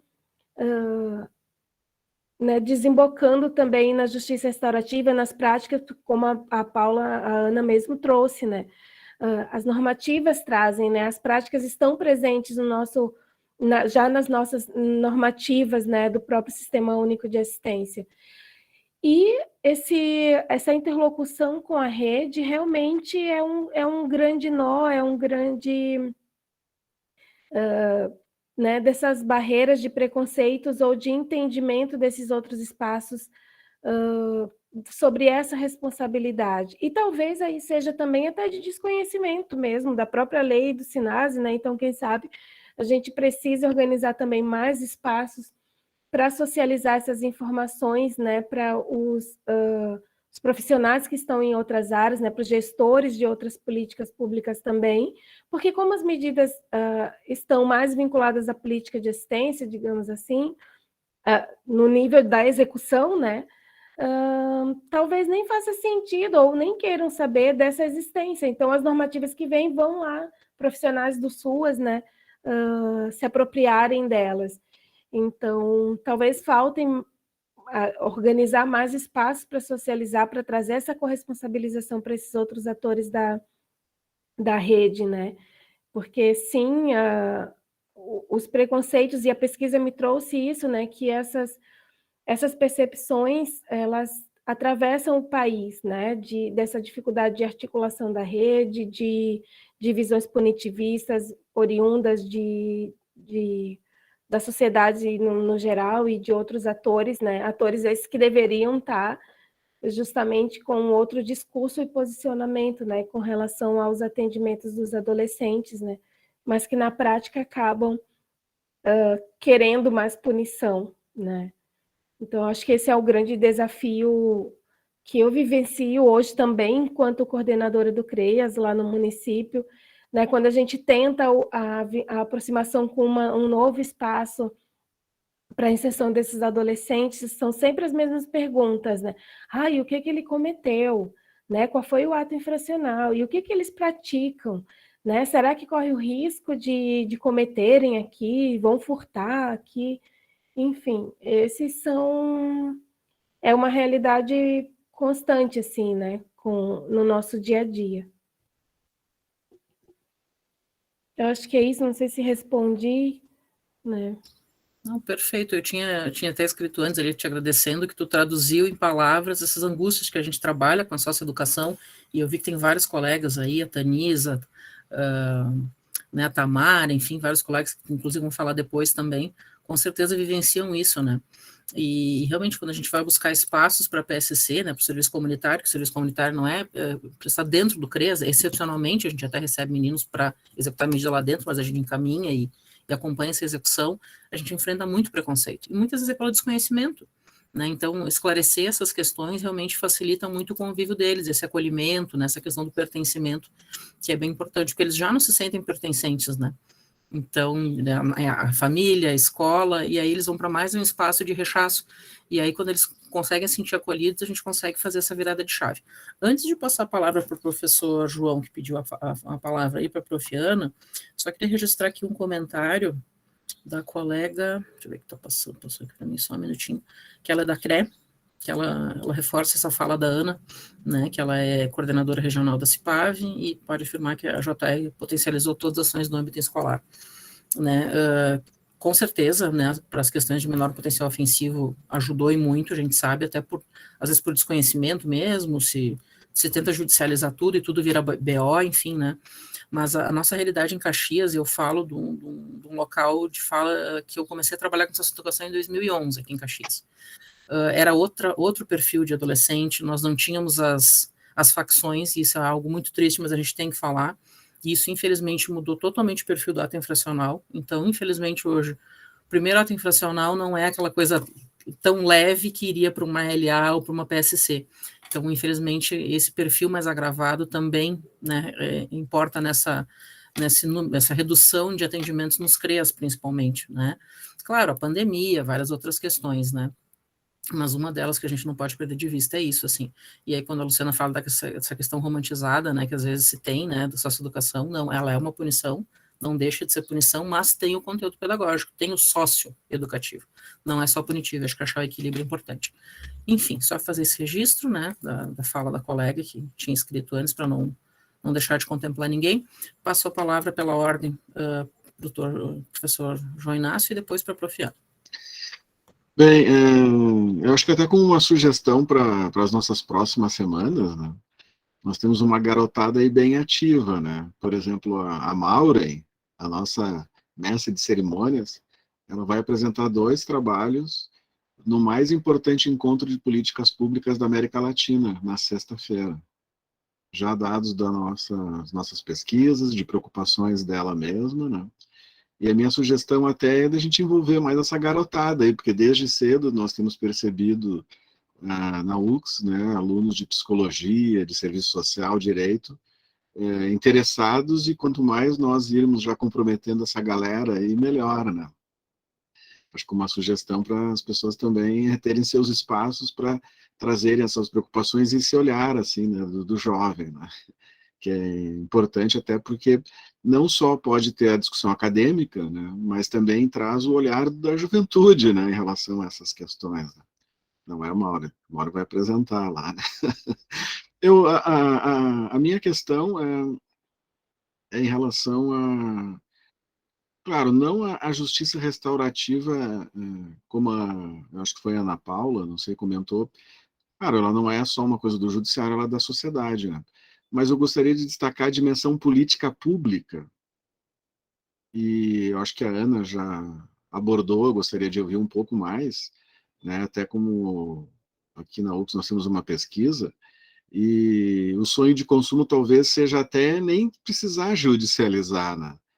Desde que a sociedade, mas eu diria assim, desde que tivéssemos políticas públicas, e não faltam políticas públicas, obviamente, mas o quanto que, se nós formos para os princípios de diretrizes das políticas públicas em geral, especialmente as sociais públicas, e se nós formos lá para o lado da justiça restaurativa e as práticas preventivas, né? O quanto que não existe de aproximação, mas e como é que está esse diálogo ali? Eu vi que a Ana Paula até ela comentou um pouco assim de trazer a própria discussão, né, das medidas socioeducativas, e não é uma coisa só da assistência, mas eu diria assim, esses princípios, como nós já vimos hoje de manhã, até pela questão da justiça restaurativa, das práticas em meio a demais órgãos do serviço público, se ainda não precisamos avançar mais assim na aproximação e na atuação em rede, porque muitos círculos que constatamos por exemplo, na Central Judicial de Caxias, tinha 10 técnicos de diferentes órgãos, assim, né? Do CRAS, CREAS, Conselho Tutelar e ONGs, né? Assim, e como a gente percebe, especialmente no âmbito da educação, a necessidade de uma atuação em rede, porque muitas vezes é na escola que uma criança chega, e muitas vezes com vulnerabilidades, e sofrendo violências e abusos, né? Como ela é, às vezes, uma porta de entrada, assim, para isso, também para ter esse olhar e essa conexão em rede, né? E aí, Ana? Acho que eu posso responder, Fran. Na verdade, Fica à vontade, Ana. estou lendo um texto, né, do magistrado paulista Egberto Penido. Nesse momento estou lendo, vou passar para vocês, assim, porque ele fala justamente isso, assim, né? O Poder Judiciário, esse grupo que está implementando a potência da justiça restaurativa no Poder Judiciário, ele está falando exatamente isso, que a gente quer a justiça restaurativa para fora do Judiciário, né? Tanto que nós, no Poder Judiciário do Rio Grande do Sul, enquanto nós estávamos lá na gestão, e continua agora, né?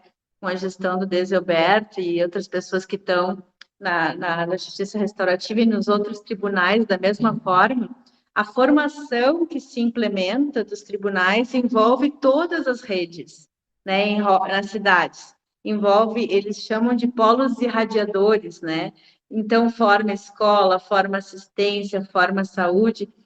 Eu tenho uma questão aqui que eu acho que é bem essa coisa de que a gente, em 2006, a gente teve uma resolução do CONANDA que instituiu o sistema de garantia de direitos, né? E a gente vê que ali estão todas as instituições, principalmente na área da criança e do adolescente, que teria que atender dessa forma. Mas a gente vê uma grande dificuldade, assim, não só aqui na nossa cidade, mas é uma dificuldade geral no país, que é de atender de forma multi, trans, intra, todos os conceitos que a gente fala ali de interdisciplinariedade, enfim. O que a gente tem visto também, né? A gente tem visto que em relatos, né, de facilitadores, e aí vai ter um autor que diz, né, que a justiça restaurativa não é panaceia e não é babosa que cura tudo, que em muitos círculos de construção de paz surgem outras demandas, surgem demandas de saúde mental, surgem demandas da assistência social, surge a necessidade de falta de vagas da educação, e aí vou falar para vocês de quando a gente falha, né, o guri vai preso, né, não estou aqui querendo, né, eu concordo com a Fran, que eu acho que a mudança do perfil, né, é um problema tanto nas medidas socioeducativas como na própria assistência social, né? Desde que eu comecei em 1999, o perfil da criança de rua mudou, o perfil da criança que está dentro do abrigo mudou, tem muitas coisas envolvidas, tem droga, tem facção, tem muita violação sexual, que a gente até pensa, ou não existia uma vez, ou por que agora é tanto, mas a gente sabe que agravou, né? Então, a gente vê, assim, que tem uma grande dificuldade, assim, da gente de trabalhar em rede, né? Porque um exemplo que eu vou dar para vocês, né? Nessa pesquisa aqui, quando eu fui entrevistar o presidente da FASE, ele me disse num dado que era dele, né? Um dado que não era científico, que 43% dos meninos que estavam fechados na FASE em Porto Alegre era tráfico de drogas. Mas era tráfico de drogas assim, consumo de um baseado, né? Não era uma coisa tráfico. Mas o que ele me disse na época era o Festival de Gramado e a cidade do interior limpou a cidade, né? E aí a gente vai fazer uma conexão, que acho que a juíza Carla Bellini, né, nossa juíza gaúcha aqui, ela tem falado muito assim sobre o trabalho infantil, que ao mesmo tempo que aqui na assistência a gente trata do trabalho infantil, enxerga o trabalho infantil no CRAS, no CREAS, né, como uma violação de direito, e aí a gente vê que o trabalho infantil é o tráfico, pelas resoluções da OIT, isso de 1990, ele é uma pior forma de trabalho infantil, né, e a gente não enxerga isso, não cuida daquela criança, e aí depois ele é encarcerado por tráfico, né, e aí a gente vai ver a relação de muitos que estão lá, que eram trabalhadores infantis. Então, a gente acaba começando a fazer essas conexões e ver o quanto a gente falha, né, nessa atuação em rede. A gente tem tensionado aqui, né, nós temos o Plano Municipal de Atendimento Socioeducativo, que ele foi feito em 2014, vence em 2023, né, aprovado por lei, inclusive, que lá fala do fortalecimento da Comissão Intersetorial do SINAS, e nada mais é de que as entidades públicas e não estatais que a gente tem na rede que deveriam estar discutindo isso, porque também não adianta a gente querer, às vezes, discutir com o adolescente algumas coisas e não tem vaga na escola, você precisa de um encaminhamento de saúde mental para ele ou para algum familiar e acaba não conseguindo. Tudo isso também, o círculo não dá conta de tudo, o círculo não dá conta de falta de comida, o círculo não dá conta de vaga em escola, o círculo identifica, potencializa diálogo, mas tem algumas coisas estruturantes, e aí vale a pena ver, vou passar para a professora Ana, Belo Horizonte, na pessoa do José Cruz, que é um grande estudioso do SUAS, ele fez uma discussão assim das medidas socioeducativas no SUAS, e ele fala justamente isso, medida socioeducativa em país desigual como o nosso, né, o 10º país em desigualdade social no mundo, acho que está esse dado ainda, não é assim, né, a gente tem que dar conta de outras questões, não é a mesma coisa, por isso que se fala, né, a Luciana trouxe ali o SULEAR, da justiça restaurativa, a professora Vera Andrade fala da brasilidade da justiça restaurativa, a gente tem que olhar para as nossas potencialidades, né? Um país com questões raciais fortes, né? Um país autoritário, um país homofóbico, um país onde muitas coisas a gente tem que estar preparado para trabalhar no círculo. A Fran vai trabalhar com os meninos ou as meninas no círculo, e isso vai vir fome, vai vir discriminação, vai vir muitas coisas. Então, o nosso país, ele realmente é uma peculiaridade só. Mas acho que queria, só fechando, João, te dizer que isso é um grande desafio, não é fácil, não está funcionando como deveria funcionar, não só na nossa cidade, mas é uma discussão assim de fortalecimento mesmo de política pública, né, que preveniria muitos problemas dos quais a gente tem hoje, otimizaria coisas, né, otimizaria sofrimento, otimizaria recurso público, se a gente conseguisse ter uma sinergia entre nós, políticas públicas sociais. Não sei se eu consegui te responder. Obrigada, Ana Paula. E realmente, assim, o professor coloca, nós chamávamos muitas, e ainda chamamos, né, muitos atores da rede, justamente por isso que a Ana coloca, o círculo não dá conta de tudo, ele identifica as demandas, né, quem é o responsável por encaminhar e por poder prover essas demandas, enfim, né, e esse engajamento é fundamental, né, realmente, a Luciana agora levantou a mão aqui, tem a Prof. Ana também aguardando, mas eu creio que seja uma grande dificuldade também em Guaíba, né, em todos os municípios. Mas em Caxias, como a gente já tem essa cultura já estabelecida, agora que a gente retomou as ações, né, Débora, pelo Caxias da Paz, né, pelo programa, enfim, e como é bom quando a gente liga, né, para fazer um contato, para chamar o colega, agora a gente tem usado o WhatsApp, fazendo chamado de vídeo, tentando facilitar ao máximo, né, a gente convida, a gente fala com os colegas, vamos fazer um pré-círculo por telefone, com a rede, a gente, né, se conhece, como isso facilita também. Ou algum colega que a gente não conhece, então vamos fazer uma chamada de vídeo para a gente se conhecer, faz um convite oficial, evita o deslocamento, reduz custo, né, com transporte, reduz tempo, né, como a gente tem que aproveitar essas ferramentas, né, e como é bom quando a gente conhece a rede, né, e em Caxias, em relação especificamente à socioeducação, as reuniões de discussão, né, de implantação do SINASE, né, não sei se tu pegou tanto, mas a gente, né, trabalhou lá antes ainda, depois tu com certeza acompanhou também, de implementação do SINASE, trazer as outras políticas, mas isso que a Luciana fala é real também. quando trocam os atores, como a Luciana fala, como trocam os atores, né, por disponibilidade de política pública, de serviços, enfim, como dificulta. Mas, enfim, é uma cultura que a gente tem que continuar, né, fazendo esse plantio para que a gente possa colher. Mas hoje a gente percebe que, retomando, as pessoas, que bom voltar nos círculos, enfim, ainda depositam muita esperança, né, no processo. Então, a gente está conseguindo retomar, que bom. Não vou me delongar muito, passar a palavra para a Profiana e depois, pela ordem, a Luciana, que levantou a mão. E obrigado pelas palavras, pessoal, até agora. Luciana, se tu quiseres fazer a tua intervenção, provavelmente é dessa discussão, fique bem à vontade, da nossa convidada.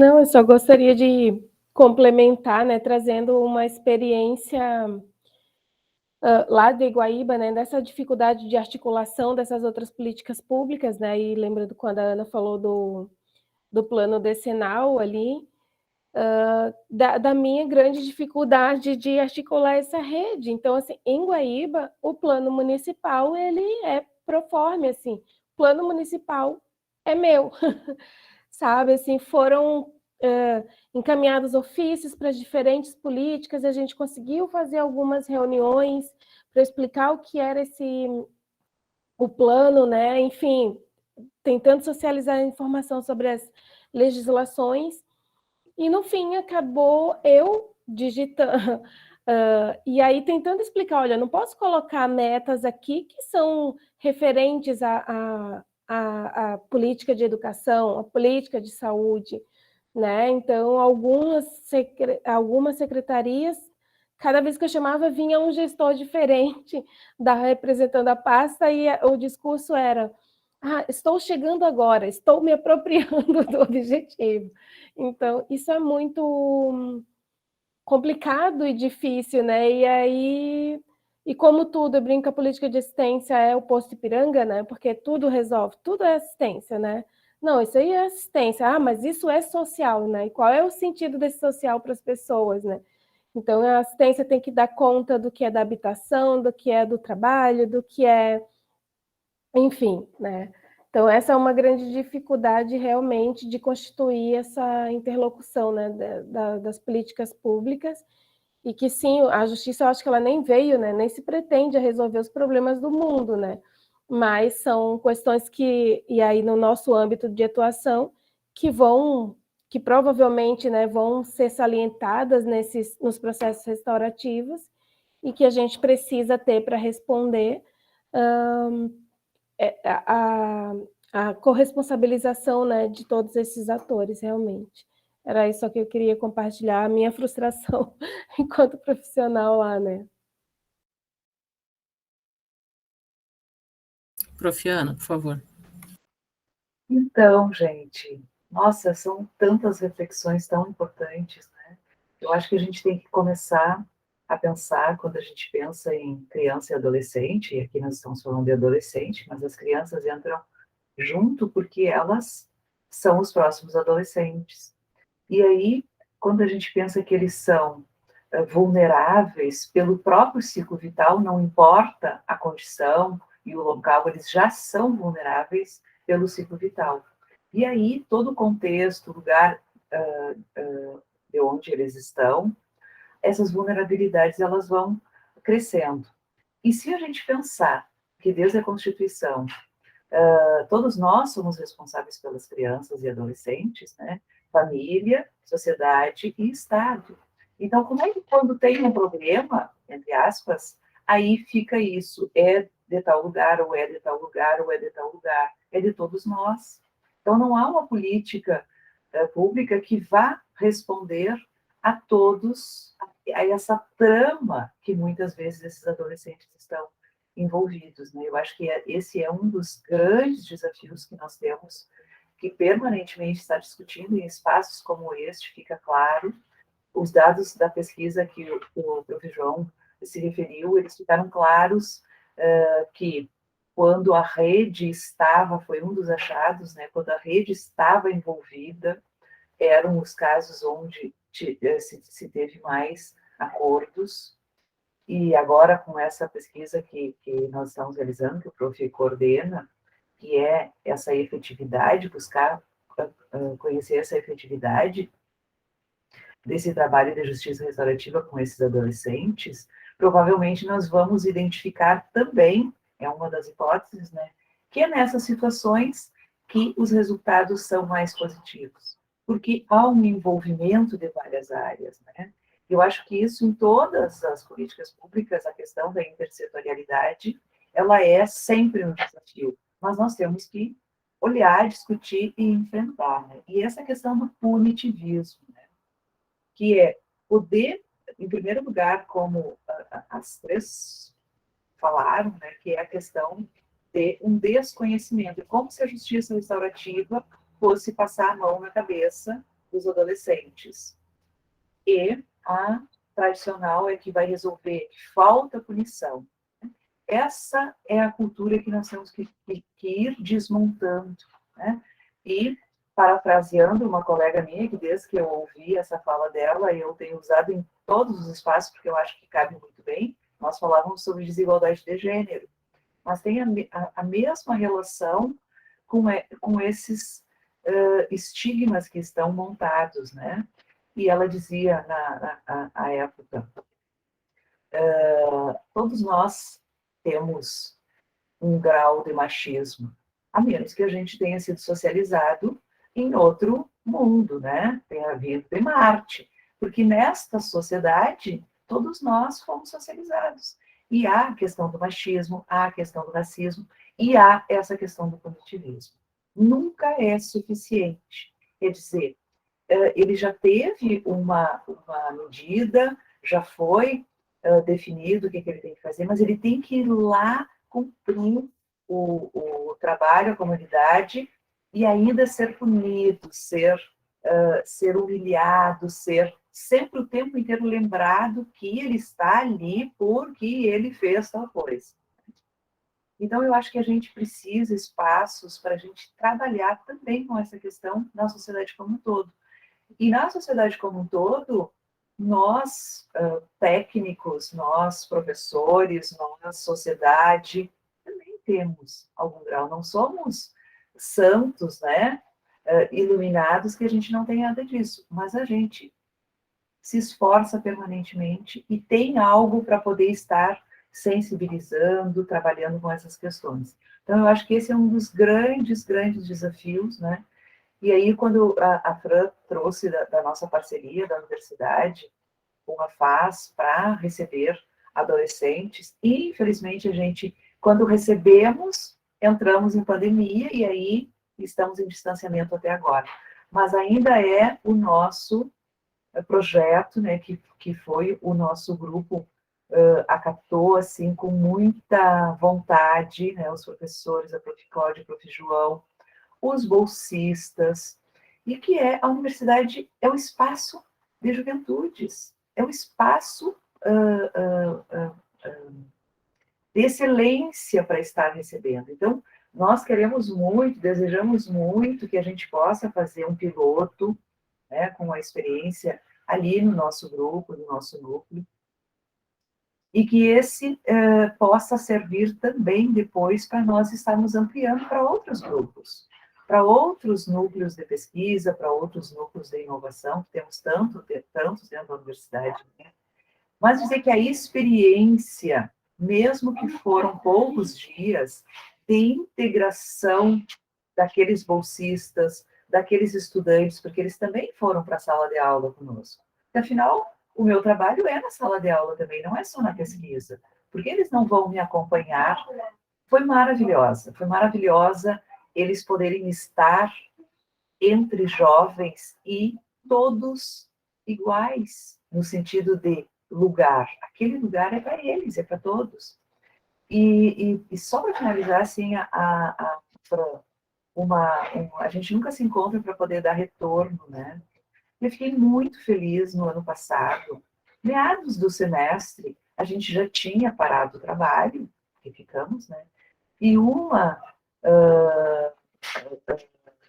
das pessoas que estavam cumprindo a medida conosco teve um problema na sua vida, ela estava com uma situação com problema, não importa qual. E ela teve a liberdade no sentido de ter confiança, de me escrever, me pedindo orientação, o que eu pensava sobre a situação. Aí eu fiquei pensando, meu Deus, se a gente tivesse conseguido um tempo maior, como é importante a gente poder ocupar esse lugar de referência, de confiança para um adolescente, para uma adolescente. Então, eu tenho muita expectativa junto com a Claudinha e com o João. E aqui nós temos, eu estou vendo o Prof. Clóvis, né, que também é nosso colega lá. Tenho certeza que quando a gente voltar, vamos poder conversar e vamos poder ampliar essa nossa parceria, porque a parceria é da UFSC, né? Nós só estamos começando, mas muito feliz com a possibilidade, porque também nós vamos ir desconstruindo essa questão do punitivismo por dentro da universidade, porque nós somos responsáveis, nós somos formadores, né? Então, quando esses estudantes têm contato com esse trabalho, sem se importar, não importa, eles não têm que dar satisfação, eles não têm que ficar contando quais as questões que os levaram a essa situação. Então, eu estou muito esperançosa que no ano que vem a gente volte para o presencial e que a gente possa retomar. Vai ser um trabalho, eu acredito, muito lindo. Muito obrigada. E a última coisinha, que é da ideia do Prof. João. E eu vou falar para a Débora, porque ela representa lá o núcleo. Nós podíamos avançar na 8ª semana e nós termos um turno, uma tarde, para a apresentação de trabalhos. Aí não são só os pesquisadores que vão apresentar, os bolsistas, mas também as experiências, a sistematização de experiências dos trabalhadores. Eu acho que vai ser maravilhoso se a gente puder já registrar essa ideia, que a gente possa incrementar uma tarde de apresentação. A gente abre inscrições, as pessoas enviam os trabalhos e faz uma mesa, ou de repente a gente pode fazer mais do que uma mesa, né? Salas temáticas para apresentar. A Fran já está convocada a apresentar um trabalho junto com... Aqui a Maura já disse que sim, e teve um outro que disse que sim, que agora não lembro o nome. Já temos inscritos para apresentação de trabalhos. Muito obrigada. Obrigada, prof, pelas contribuições. Eu não sei, Maureen, como é que está o nosso teto. Aí, se a gente, como é que a gente está de horário, passar por umas considerações finais. E como eu vi que a Tanisa está aqui também, e comentar com vocês que a questão do papo reto, já dando um spoiler e aguçando a curiosidade para a nossa próxima mesa, né, às 16 horas agora, que então nós vamos falar no Simpósio Nacional de Socioeducação, né, a convite da Tanisa, que inscreveu o projeto, né, vamos falar da questão do CASE, e a Alexandra, que vai falar depois também, e a Vanessa Porto, lá de Uruguaiana, vão falar sobre o Papo Reto no CASEME, né, essa experiência que está sendo virtual. Então, já dando, né, deixando um gostinho para vocês, né. A gente tem tantas anotações, quanta coisa mais eu gostaria de colocar, não sei, vou aguardar a Maureen nos dizer como é que está o nosso teto, não sei se o professor Clóvis gostaria de comentar alguma coisa. E só complementando também a fala do professor João, quando ele fala da questão da prevenção, né, que o ideal seria, né, com certeza seria, e tanto que a gente tem o pré-processo no Sejusc, né, professor Clóvis, que a ideia realmente é evitar essa judicialização ao máximo, né, sim, mesmo quando entra no Sejusc, que se a gente conseguisse, né, se quiser falar um pouquinho, professor, fica à vontade. Eu estou ouvindo aqui, né, prestei bastante atenção em tudo que foi dito aqui, né, e eu quero, assim, cumprimentar a doutora Luciana pela ocupação desse espaço de excelência, que é muito necessário mesmo. Ontem eu estava falando lá na abertura, e eu falei em excelência, que era uma inscrição que eu tinha visto lá na Mesquita, né? E eu acho que isso, assim, é extremamente importante, né? No que diz respeito a essa questão a Ana Paula também, né? Ana Paula, me desculpe, mas a tua pesquisa também, né? As tuas considerações, os teus escritos aí, eu também baixei aqui, já salvei no meu computador aqui, né? Para ler com mais vagar, né?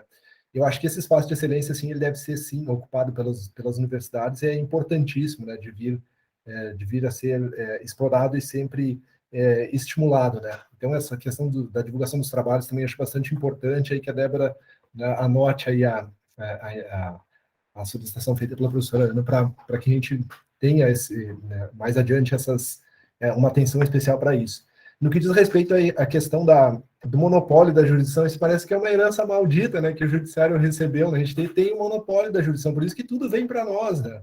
Não que a gente queira esse monopólio, que tenha que a gente se orgulhe disso, né? O rejeite qualquer outro meio de alternativo de solução de conflitos e tudo mais que a gente está estudando aí. Pelo contrário, né?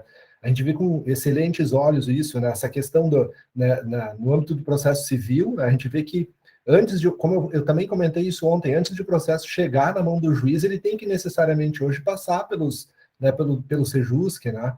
E nesse passar pelo Sejusc, ele passa também pela Justiça Restaurativa. Então, no civil, isso é muito tranquilo, né? Hoje, pela sistematização legislativa, né? Pela forma como o Código de Processo Civil restou redigido, né? Na sua atual configuração, isso está bem claro ali para nós, né? Primeiro, o juiz é a última alternativa, né? Acho que isso aí deveria também se voltar para o lado da justiça penal, sem dúvida, mas a gente tem um Código Penal, um Código de Processo Penal que está em vigor, enquanto já se passaram outros 3 códigos de processo civil no mesmo tempo, né?